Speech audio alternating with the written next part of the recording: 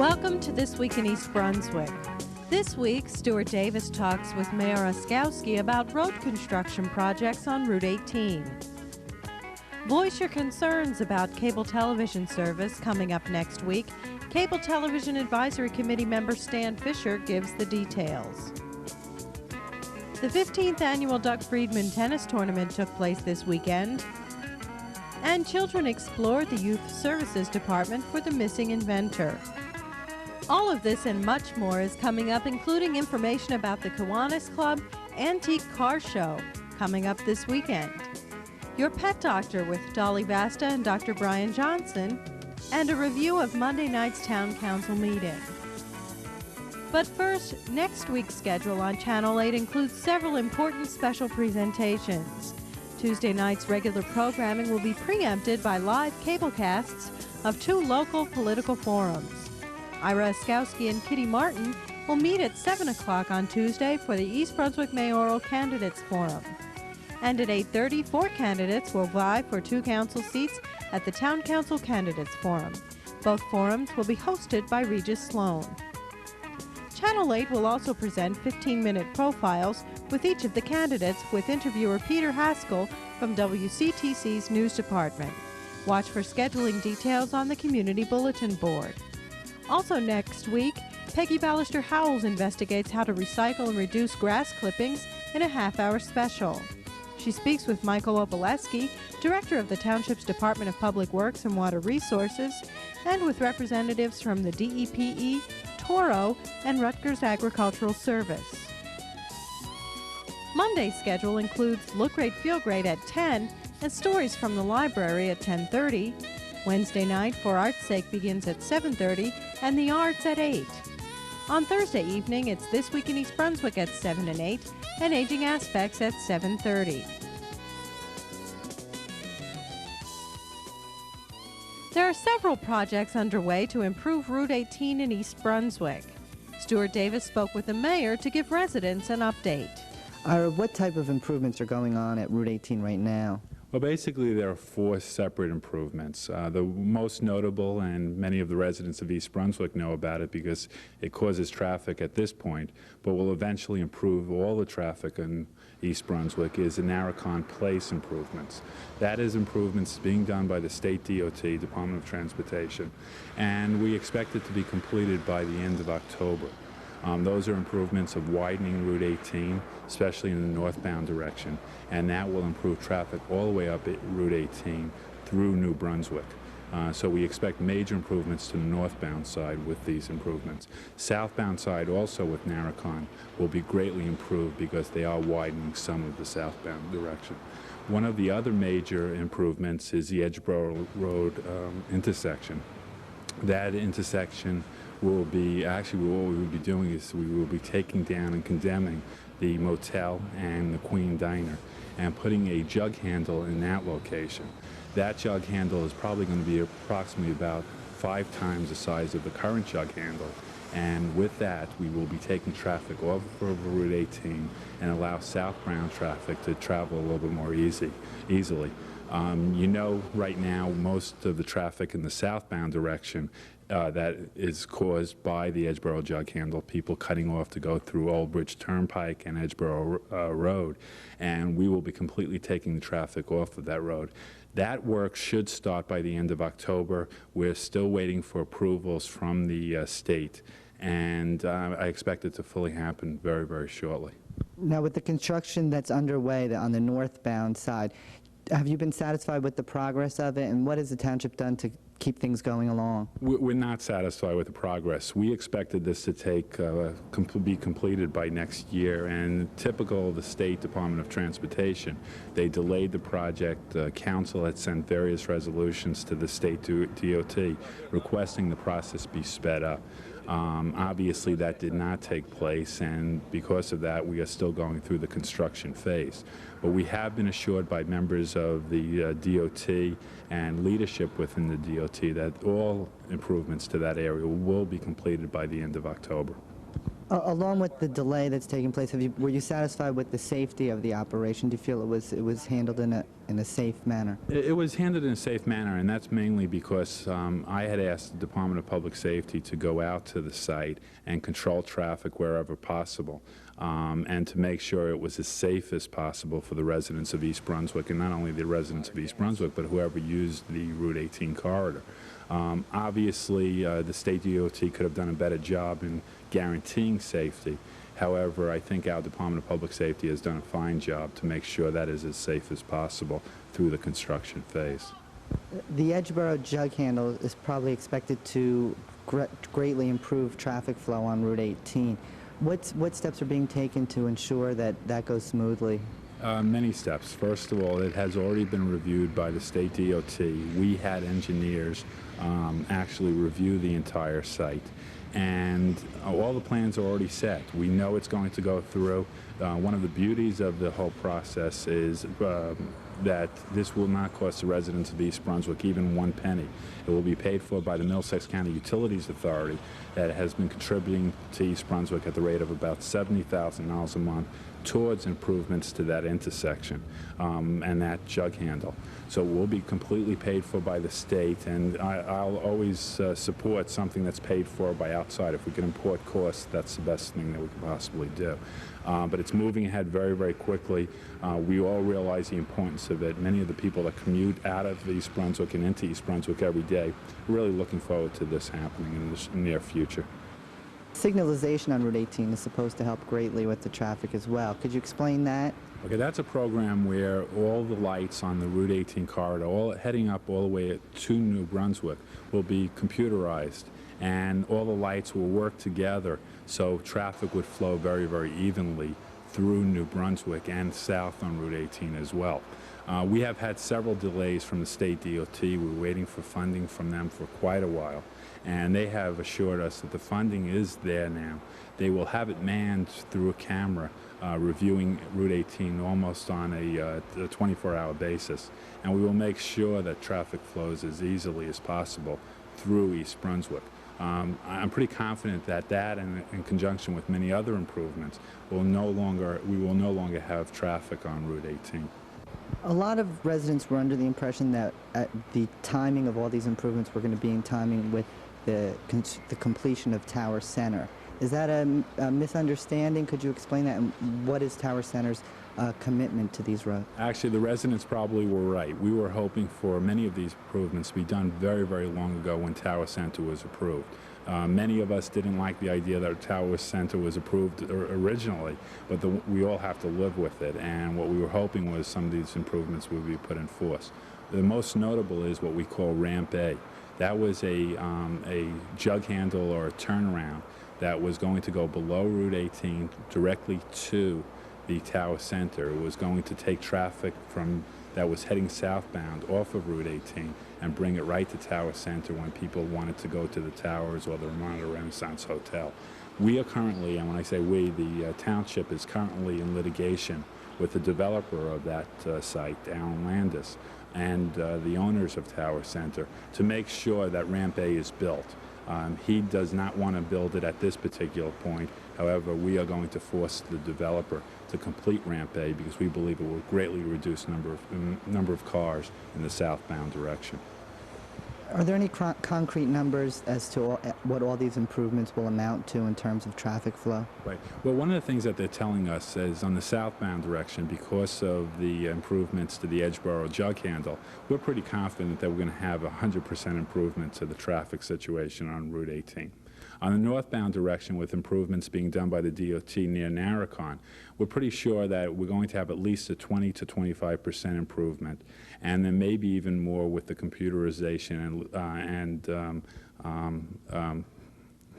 computerization of the lights in that area. If that happens and combined, we're not going to have traffic on Route 18 anymore, and it's going to be a big difference from the past. Voice your concerns about cable television to the Cable Television Advisory Committee. I spoke with Stan Fisher to find out how. Stan, tell me about the Cable Television Advisory Committee. Sandy, the Cable Television Advisory Committee was formed a little less than a year ago by resolution of the Town Council. We were fully staffed and started meeting in the spring of this year. We have 7 members on the committee. 2 are appointed by the mayor. They are Keith Burns and myself. 2 are appointed by the town council, Jeff Weingrad and Mr. Merson, and 1 each by the Board of Education, who is Russ Walker, by the senior citizens, Tom Fargent, and by Channel 8, and that happens to be you, Sandy Maloney. What areas of concern is the committee involved with? The council resolution that established us instructed us to investigate complaints and also make recommendations to enhance cable service. So we've been focusing in that area. We have been establishing direct lines of communication with Stora Cable. We've been looking at consumer complaints. We've also been discussing potential rate increases with Stora. We've been looking at additional channels, having a dialogue with them on that, and we've been looking at improvements in the technical service. Good. What's coming up in the future for the committee? Our next meeting is Monday night, September 21st, in the Senior Citizen Building at 8 o'clock. All of our meetings are open to the public, but this one will be special because Sam Agliaro, the store general manager, will be present at the meeting, and we're inviting everyone in the public to come down to the meeting and have a one-on-one dialogue with Mr. Magliaro. That's Monday night, September 21st, 8 o'clock in the Senior Citizen Building. And if they can't come to the meeting, how else can they get in touch with the committee? There are several people they could phone. They could phone Adrian Eisner, who's our township representative and the cable TV complaint officer for the township. Her phone number is 390-6810. I'd be pleased to talk to people. They can call me at home at 254-2339. They could call you, Sandy, in the Channel 8 office. Right. The numbers there is 390-6780. And as far as meetings are concerned and locations, they can just watch the Channel 8 bulletin board. We'll be announcing them on that.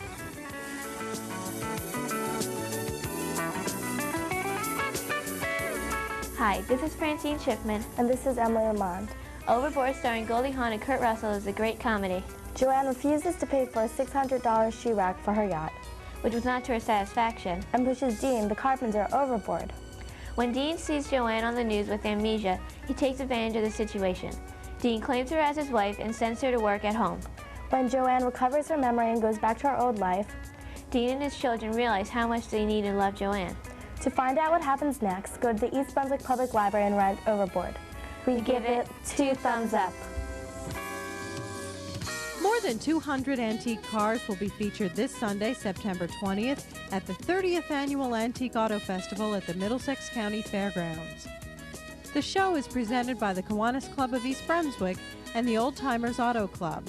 All sorts of cars, coupes, limousines, touring cars, and trucks covering a wide range of years and models will be exhibited. In addition to the judged car show, there will be a flea market of old automobile parts and several special exhibits, including an antique bus and old fire engines from surrounding towns. The 4-H Club will sponsor an animal petting zoo for children, and a raffle drawing will be held for a half-size drivable Indy racer. There will be music and refreshments throughout the day. This is the main fundraising event by the Kiwanis Club. All monies raised by the show will be used for community service projects, including college scholarships, sponsoring the High School Key Club, support of local scouting programs, the YMCA, and the East Brunswick Brain Injured Children's Program. If it rains, the show will be held September 27th. Otherwise, the 30th Annual Antique Auto Festival will be held Sunday, September 20th at the Middlesex County Fairgrounds on Cranberry Road in East Brunswick. That's from 11 a.m. to 4 p.m. Admission is $5 for adults and free for children with an adult. Parking is also free.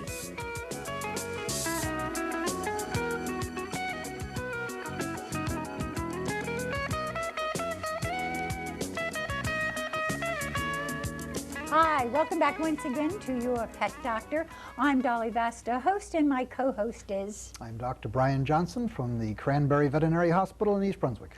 Yes, and today we're going to discuss the fact that now Johnny and Susie have gone back to school. And your pet, who has been used to having them around them 24 hours a day, is now very lonely. And you know these little signs when they peer out the window or they try to go after the kids as they get on the school bus. Is this a stressful time for them?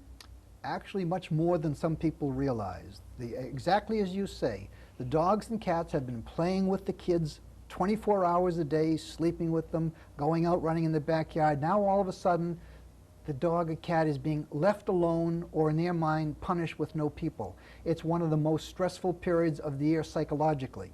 What we normally see is about after 1 month of this, the dogs and cats will have some type of inappropriate behavior, either biting the furniture, they'll either urinate in inappropriate areas, or they'll defecate in inappropriate areas. People think, well, they have an infection. This could be strictly a stressful situation, psychological stress. Okay, so what do we do? What do we do about it? Take them out for more walks or what? Yes, that's part of it, but their problem is they want attention. And they usually will demand attention from 1 or 2 people in the family particularly. Just to have the kids walk them may not be sufficient. But number 1, make sure you call the animal's name. Call him to you. The best attention you can give them is walking them on a leash, if it's a dog. Take them out for a walk, 15 minutes at a time. Make sure they're on the leash so that they go where you want them to go. And just the fact that you're fighting with them or you're showing them dominance is an attention getter and is one of the best ways to alleviate this. Perhaps much more than people realize.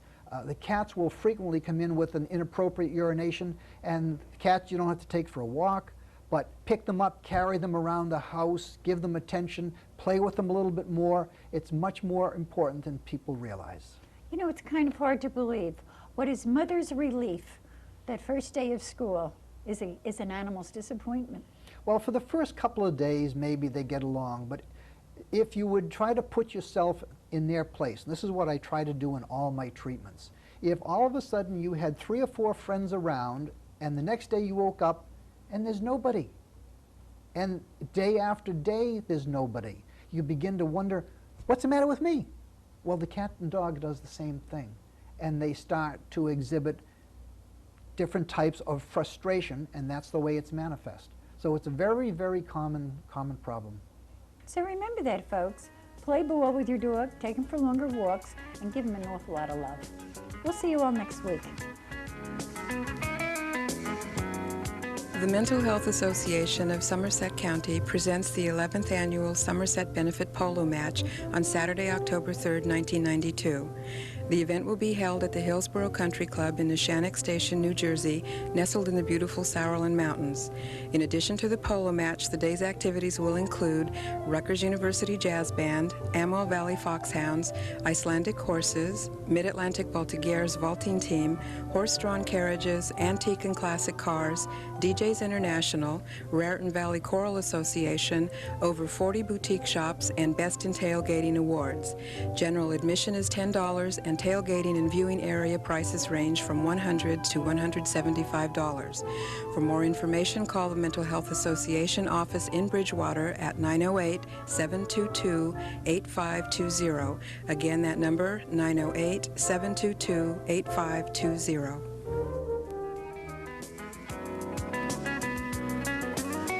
Hi, I'm Christy Oskowsky. And I'm Jen Malikoff. We're reviewing a favorite children's book by William Steig titled Sylvester and the Magic Pebble.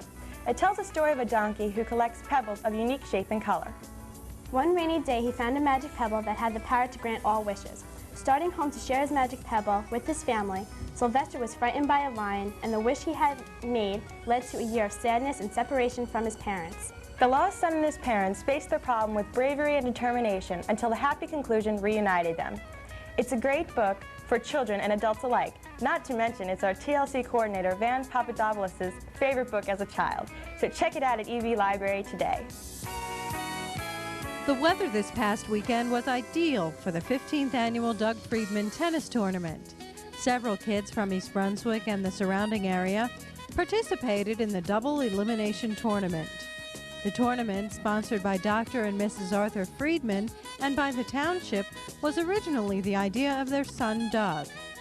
According to Dr. Friedman, after Doug was tragically killed in an automobile accident 15 years ago, he found plans for the tournament in Doug's room. The Friedmans presented the plans to the township, and the Recreation Department has sponsored the event ever since. In this year's tournament, the winners were: in the 9 to 12 age boys group, first place was Matt Sabo, second place Ransom Johnson, third place Mike Nuzzo. In the 16 to 17-year-old boys group, Chris Ransom took first place, Brian Mandler grabbed second, and Suntash Murthy came in third. In the boys' 13 to 15-year-old group, Scott Siegel claimed first place, Tom Messina second, and Scott Van Velsen took third. For their efforts, participants received T-shirts and hats, and the winners took home trophies.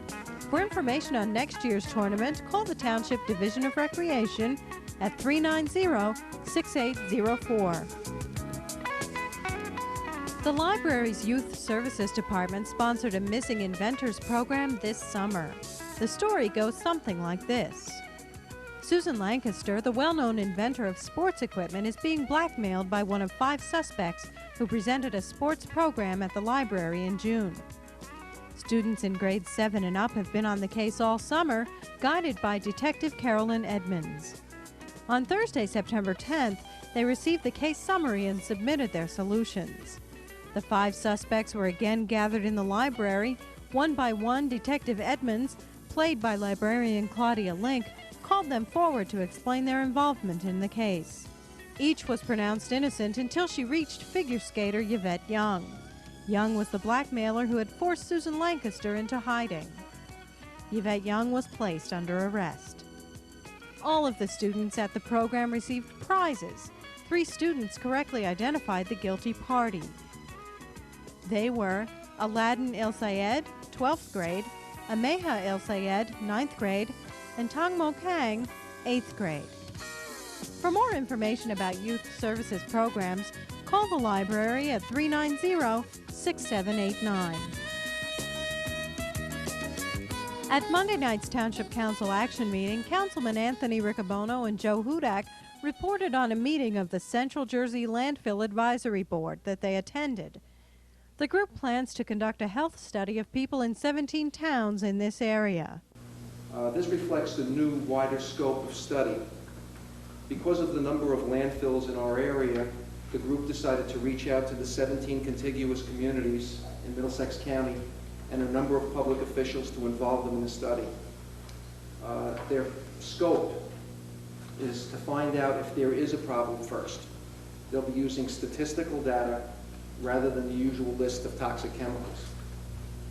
They will be not be concentrating, on cancer alone, but low birth rate, respiratory ailments, spontaneous abortions, things like that. They'll also be looking for funding, which is very important to the township. They'll be looking to ATSDR and the Department of Health for funding. I feel this is important.